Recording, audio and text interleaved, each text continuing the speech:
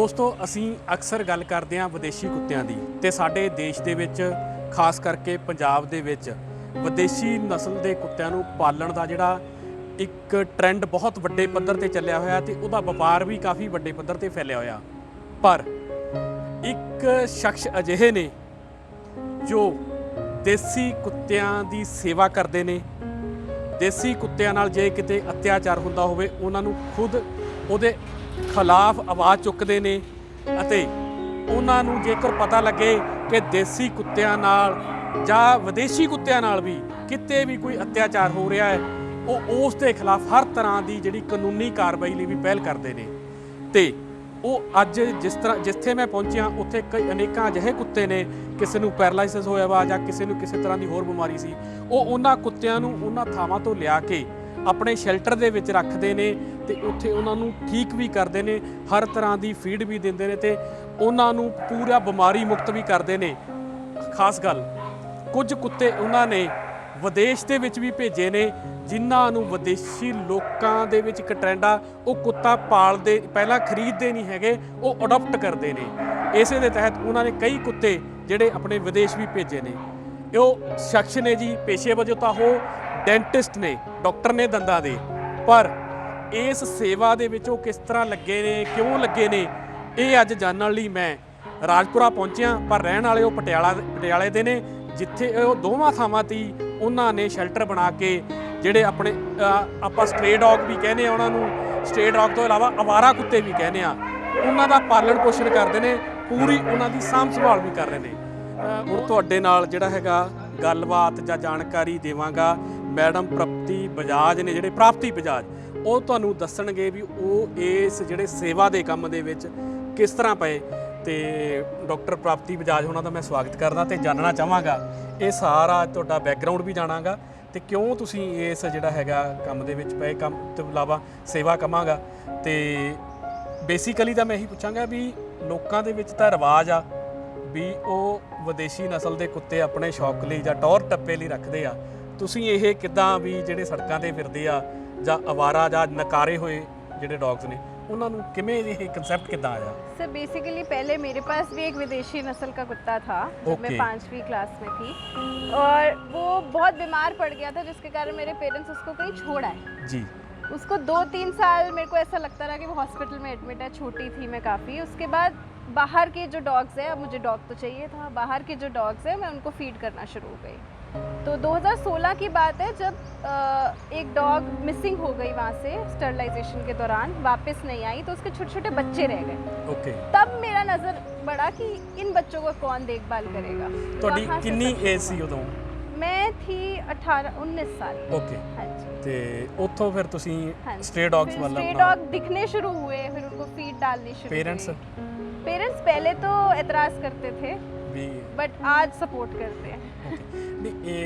ਇਸੇ ਤਰ੍ਹਾਂ ਵੀ ਸਟੇ ਫਿਰ ਜੇ ਤੁਸੀਂ ਉਹਨਾਂ ਨੂੰ ਜਦੋਂ ਫੀਡ ਕਰਨਾ ਸ਼ੁਰੂ ਕੀਤਾ ਉਹ ਤਾਂ ਇੱਕ ਛੋਟਾ ਜਿਹਾ ਉਹ ਸੀਗਾ, ਉਸ ਤੋਂ ਅੱਗੇ ਤੁਸੀਂ ਫਿਰ ਕਿੱਦਾਂ ਵਧੇ? उसके आगे जैसे स्टरलाइजेशन जब चलती थी पटियाला में तो उस स्टरलाइजेशन के दौरान ही वो फीमेल डॉग मिसिंग हुई थी। तो मैंने स्टरलाइजेशन के बारे में पढ़ना शुरू किया, क्या होता है, क्यों ज़रूरी है, तो देखा कि स्टरलाइजेशन ही एक इम्पॉर्टेंट प्रोजेक्ट है बट वो ढंग से चलाना गवर्नमेंट को ज़रूरी है। पर वो गवर्नमेंट से चलवाएगा कौन, आवाज़ कौन उठाएगा, पढ़ के कौन आएगा, क्योंकि गवर्नमेंट के पास ऑलरेडी बहुत काम है और ये नया कंसेप्ट है।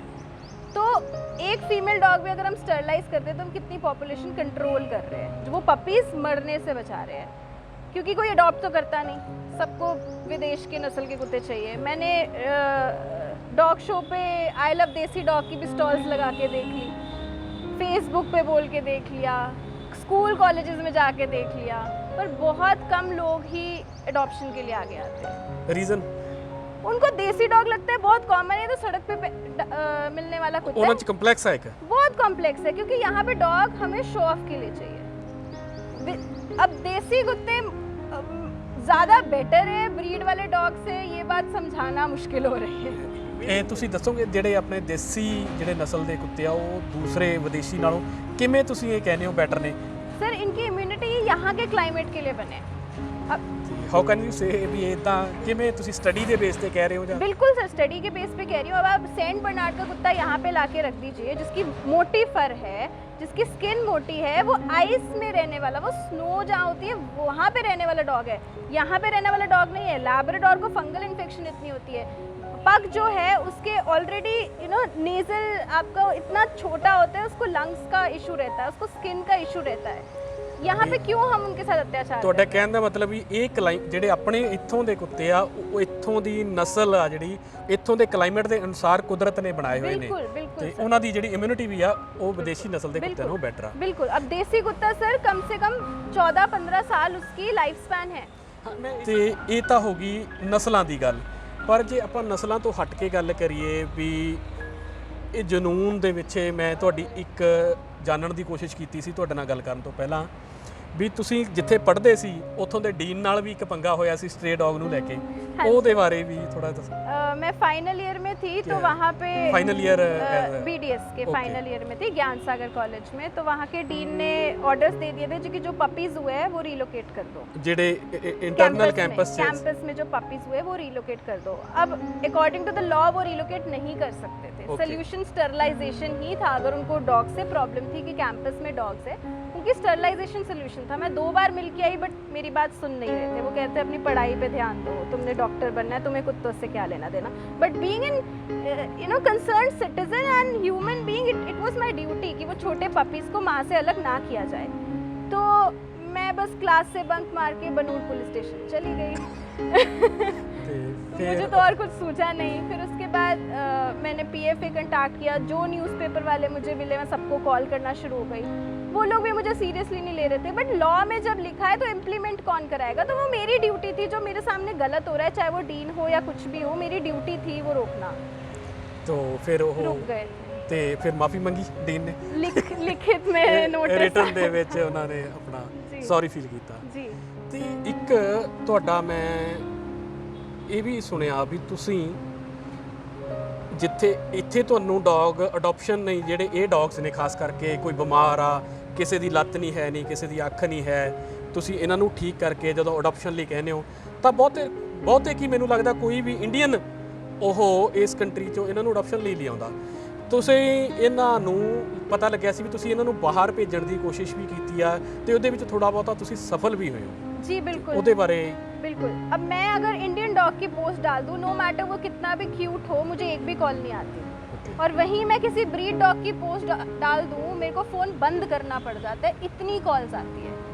मतलब मुझे नहीं समझ आता ऐसा क्यों। मेरे लिए तो ये लोग भी क्यूट है, मतलब मुझे नहीं पता यहाँ पे एडॉप्शन क्यों नहीं हो पाती। यहाँ पे लोगों का ट्रेंड है कि हमें लैब्राडोर चाहिए, हमें पग चाहिए, हमें रॉटवीलर या पिटबुल चाहिए, पर देसी क्यों नहीं चाहिए। ਇਹਦੇ ਬਾਰੇ ਵੀ ਤੁਹਾਨੂੰ ਲੱਗਦਾ ਵੀ ਉਹਦਾ ਕੀ ਕਾਰਨ ਕੀ ਆ ਉਹਦਾ? ट्रेंड बना हुआ है सर, सब शो ऑफ के लिए चाहिए।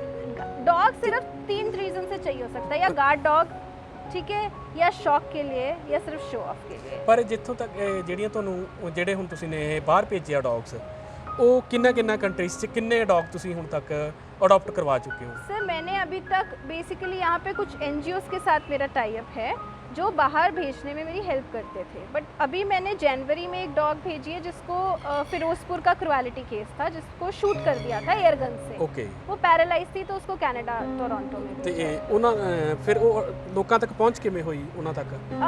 फेसबुक के थ्रू सोशल मीडिया आप प्लेटफॉर्म्स ਤੁਸੀਂ यूज करते हो? वहाँ पे जो रेस्क्यू ऑर्गेनाइजेशन है वो टाई अप कर लेते हैं, यहाँ से हम डॉग रेस्क्यू ऑर्गेनाइजेशन पे भेजते हैं, वो आगे डॉग। ਇਸ ਤੋਂ ਇਲਾਵਾ ਹੋਰ ਕਿਹੜੀ ਕੰਟਰੀਜ਼ ਤੁਸੀਂ ਡੌਗਸ ਅਡਾਪਟ ਕਰਾ ਚੁੱਕੇ ਹੋ? अभी एक डॉग जर्मनी जाना है बट फ्लाइट्स नहीं चल रही। Okay. एक ने कनाडा। बेसिकली मेरा मेन फोकस कनाडा में है। ਕੈਨੇਡਾ 'ਚ ਲੋਕੀ ਅੱਗੇ ਆ ਰਹੇ ਨੇ बिल्कुल। ਤੇ ਉੱਥੇ ਦਾ ਰੀਜ਼ਨ ਕੀ ਆ ਵੀ ਉਹ ਲੋਕੀ ਕਿਉਂ ਇਹਨਾਂ ਨੂੰ ਅਡਾਪਟ ਕਰਦੇ ਆ? अब देखिए वहाँ पे नहीं। ਮੈਨੂੰ ਤਾਂ ਇਹ ਵੀ ਪਤਾ ਲੱਗਿਆ ਵੀ ਉਹਨਾਂ ਕੰਟਰੀਜ਼ ਦੇ ਵਿੱਚ ਇੰਡੀਅਨ ਬਰੀਡਸ ਦੀ ਵੀ ਉਹਨਾਂ ਨੂੰ ਕਾਫੀ ਉਹ ਆ। बिल्कुल। ਉਹ ਕੀ ਰੀਜ਼ਨਸ ਨੇ? बिल्कुल। एक तो ये गार्ड डॉग्स की तरह है basically. Best guard dog. Best guard dogs, best therapy dogs है ये। इनकी इम्यूनिटी बहुत हाई है, यहाँ पे इतने हार्श क्लाइमेट पे रह रहे हैं। दूसरा वहाँ पे एक ट्रेंड है कि हमने नीडीएस्ट डॉग को अडॉप्ट करना है।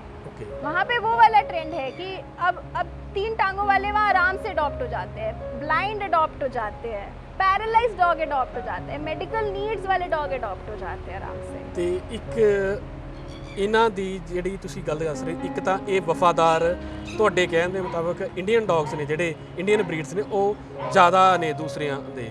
वफादार देखो ब्रीड डॉग्स भी होते हैं बट उनके हेल्थ इश्यूज बहुत होते हैं। ਓਕੇ, ਤੇ ਇੱਕ ਤੁਸੀਂ ਦੱਸ ਰਹੇ ਸੀ ਵੀ ਇਹਨਾਂ ਨੂੰ ਜਿਹੜਾ ਬਾਹਰਲੇ ਲੋਕੀ ਅਡਾਪਟ ਕਰਨ ਦਾ ਰੀਜ਼ਨ ਵੀ ਜਿਹੜੇ ਉੱਥੇ ਲੋਕੀ ਲੋਨਲੀ ਵੀ ਹੈਗੇ ਆ, ਤੇ ਉਹ ਇਹਨਾਂ ਦੀ ਏਜ ਦਾ ਜ਼ਿਆਦਾ ਹੋਣ ਕਾਰਨ ਵੀ ਇਹਦੇ ਵਿੱਚ ਕੀ ਹੈਗਾ? जी, ये थेरेपी डॉग्स की तरह यहाँ पे काफ़ी डॉग्स गार्डियंस ऑफ वॉइसलेस है पटियाला में, उनके काफ़ी dogs as a therapy dogs गए हैं बाहर। तो वहाँ पे ओल्ड एज के जो लोग हैं, कपल्स है, वो यहाँ के डॉग्स रखना प्रेफर करते हैं। और वहाँ पे ब्रीडिंग का सिस्टम इतना नहीं है, वहाँ पे खरीदने का हमको यहाँ पे डॉग चाहिए, हम सबसे पहले कहाँ जाते हैं पेट शॉप। यहाँ पे लोगों को पता नहीं है अडॉप्शन क्या होती है। वहाँ पे किसी को डॉग लेना है वो जाते हैं शेल्टर। ਤੇ ਮੈਂ ਦੇਖ ਰਿਹਾ ਸੀ ਕੁਝ ਡੌਗਸ, ਆਪਾਂ ਜੇ ਹੁਣ ਅੰਦਰ ਚੱਲੀਏ ਜੀ। ਤੇ ਉੱਥੇ ਪੈਰਾਲਾਈਸਿਸ ਵਾਲੇ ਵੀ ਡੌਗਸ ਨੇ।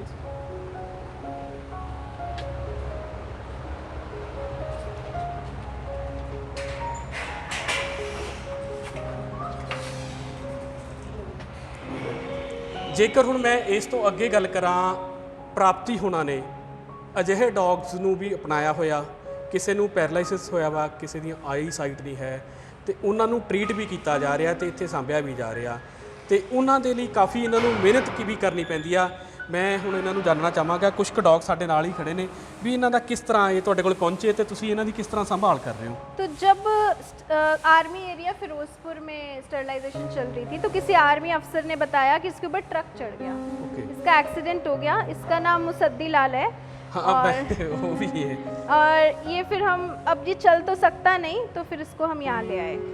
ਇਸੇ ਤਰ੍ਹਾਂ ਮੈਂ ਇੱਕ ਹੋਰ ਦੇਖ ਰਿਹਾ ਸੀਗਾ, ਤੇ ਇਹ ਤਾਂ ਹੈ ਵੀ ਮੈਨੂੰ ਲੱਗਦਾ ਲੈਬਰਾ ਹੈ। बिल्कुल लेब्रा है। ਲੈਬਰਾ ਹੈਗਾ, ਇਹ ਵੀ ਕਿਸੇ ਨੇ ये 3 हफ्ते पहले अप्रॉक्सीमेटली किसी की पेट ही थी और इसकी बकायदा उन्होंने सर्जरी भी करा रखी है। इसके शायद हिप डिस्प्लेसिया था और इसके जो पीछे वाली टांग है ना, उसका जो हेड है वो सर्जरी से रिमूव भी किया हुआ है, हमने एक्सरे में देखा। ओके। माना ओनर्स ने मेहनत ज़रूर की इसके इलाज के लिए बट एंड में इसको डियर पार्क में छोड़ गए। ओके। सो इसको वंदे मातरम टीम जो पटियाला की है उन्होंने रेस्क्यू की थी और उनके पास बट जगह नहीं थी तो उन्होंने फिर यहाँ पे रिहैबिलिटेशन के लिए भेज दिया। तो इसका नाम पंपकिन है। पंपकिन। और इसका हम कोशिश करें, देखिए ये शेल्टर में रहने वाला डॉग नहीं है, इसको घर चाहिए। यू आर ट्राइंग भी ਇਹਨੂੰ ਕੋਈ ਅਡਾप्ट कर लवे। बिल्कुल, अगर यहाँ पे देखिए अडॉप्शन नहीं होती तो मुझे इसके लिए फंड रेज करके इसको बाहर भेजना पड़ेगा, क्योंकि आप देखिए देसी डॉग्स को इतनी गर्मी में महसूस नहीं हो रहा, इसको गर्मी ज़्यादा लग रही है। इसको एक शेल्टर में रखना सही नहीं है क्योंकि ये घर पे रहता वाला बच्चा था।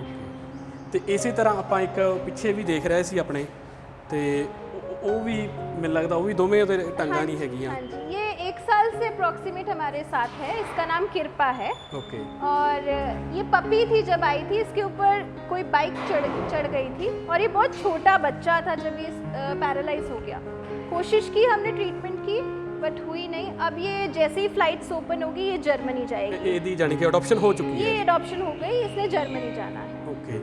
तो ਮੈਂ ਪ੍ਰਾਪਤੀ ਹੋਣਾ ਨਾਲ ਮਿਲ ਕੇ ਮੈਨੂੰ ਬੜਾ ਵਧੀਆ ਲੱਗਿਆ, ਤੇ ਲੋਕੀ ਤਾਂ ਟੌਰ ਟੱਪੇ ਲਈ ਆਪਾਂ ਕਹਿ ਸਕਦੇ ਹਾਂ ਜਾਂ ਆਪਣੇ ਸਟੇਟਸ ਦੇ ਲਈ ਡੌਗਸ ਰੱਖਦੇ ਆ, ਤੁਸੀਂ ਰੀਅਲ ਸੈਂਸ ਦੇ ਵਿੱਚ ਜਿਹੜੀ ਇਹਨਾਂ ਦੀ ਸੇਵਾ ਕਰ ਰਹੇ ਹੋ, ਤੇ ਆਸ ਹੈ ਕਿ ਹੋਰ ਲੋਕੀ ਵੀ ਇਸ ਦੇ ਵਿੱਚ ਆ ਕੇ ਆਪਣਾ ਹੱਥ ਵਧਾਉਣਗੇ ਤੇ ਆਪਣੀਆਂ ਜਿਹੜੀਆਂ ਨਸਲਾਂ ਨੇ, ਲੋਕ ਇੱਥੋਂ ਦੇ ਕਲਾਈਮੇਟ ਵਾਲੀਆਂ ਨਸਲਾਂ ਨੇ, ਉਹਨਾਂ ਪ੍ਰਤੀ ਅਵੇਅਰ ਹੋਣਗੇ ਤੇ ਉਹਨਾਂ ਨੂੰ ਆਪਣੇ ਘਰਾਂ ਦਾ ਸ਼ਿੰਗਾਰ ਬਣਾਉਣ ਦੀ ਕੋਸ਼ਿਸ਼ ਕਰਨਗੇ। ਤੇ ਤੁਹਾਡਾ ਬਹੁਤ ਬਹੁਤ ਧੰਨਵਾਦ। ਤੇ एक और चीज़ सर, जैसे लैब्राडोर हम सबको चाहिए बट जिस लैब्राडोर को हमारी ज़रूरत है उसको लेने कोई नहीं आता, ਜਿਹੜਾ ਅਨਫੋਰਚੂਨੇਟ ਹੈ, जो अनफॉर्चुनेट है। अगर ये लैब्राडोर शायद चल सकता होता तो कितने लोग आ जाते। अब इसको लोगों की ज़रूरत है, इसके लिए कोई भी नहीं आएगा। तो ये चीज़ हमें चेंज करनी है and I am really thankful कि आपने ये टॉपिक उठाया एक्चुअली। ਮੇਰੀ ਕੋਸ਼ਿਸ਼ ਇਹੀ ਹੈ ਵੀ ਕੁਝ ਹਟ ਕੇ, ਵੀ ਮੈਂ ਆਪਣੇ ਹਮੇਸ਼ਾ ਉਹਦੇ ਵਿੱਚ ਵੀ ਇਹੀ ਕਹਿਣਾ ਵੀ ਜੋ ਚੱਲ ਰਿਹਾ ਉਹਦੇ ਤੋਂ ਹਟ ਕੇ ਲੋਕਾਂ ਨੂੰ ਅਵੇਅਰ ਕੀਤਾ ਜਾਵੇ, ਕੋਈ ਦੱਸਿਆ ਜਾਵੇ ਵੀ ਇਦਾਂ ਵੀ ਹੋ ਰਿਹਾ। ਤੇ ਮੈਂ ਤੁਹਾਨੂੰ ਵਧਾਈ ਵੀ ਦਿੰਦਾ ਤੇ ਤੁਹਾਨੂੰ ਇਹ ਹੌਸਲਾ ਅਫਜ਼ਾਈ ਕਰ ਸਕਦਾ ਵੀ ਡਟੇ ਰਹੋ, ਹੌਲੀ ਹੌਲੀ, ਜਿਹੜਾ ਕਹਿੰਦੇ ਨੇ ਹੁੰਦੇ ਵੀ ਮੈਂ ਅਕੇਲਾ ਚਲਾ ਥਾ ਆਗੇ ਕਾਫਲਾ ਬਣਤਾ ਗਿਆ, ਤੇ ਤੁਹਾਡਾ ਵੀ ਇੱਕ ਦਿਨ ਵੱਡਾ ਕਾਫਲਾ ਹੋਵੇਗਾ ਤੇ ਲੋਕੀ ਤੁਹਾਡੇ ਨਾਲ ਵੱਧ ਤੋਂ ਵੱਧ ਜੁੜਨਗੇ। ਦੋਸਤੋ, ਪ੍ਰਾਪਤੀ ਬਜਾਜ ਹੋਣੀ ਬਹੁਤ ਨੇਕ ਕੰਮ। ਆਪਾਂ ਗੱਲ ਕਰਦੇ ਹਾਂ ਮਨੁੱਖਤਾ ਦੀ ਭਲਾਈ ਦੀ, ਇਹ ਜਾਨਵਰਾਂ ਦੀ ਭਲਾਈ ਦਾ ਬਹੁਤ ਵੱਡਾ ਕੰਮ ਕਰ ਰਹੇ ਨੇ ਤੇ ਬੇਜ਼ੁਬਾਨੇ ਨੇ ਜਿਹੜੇ ਦੱਸ ਵੀ ਨਹੀਂ ਸਕਦੇ ਵੀ ਸਾਨੂੰ ਹੋਇਆ ਕੀ ਆ, ਸਾਨੂੰ ਕੀ ਤਕਲੀਫ ਆ।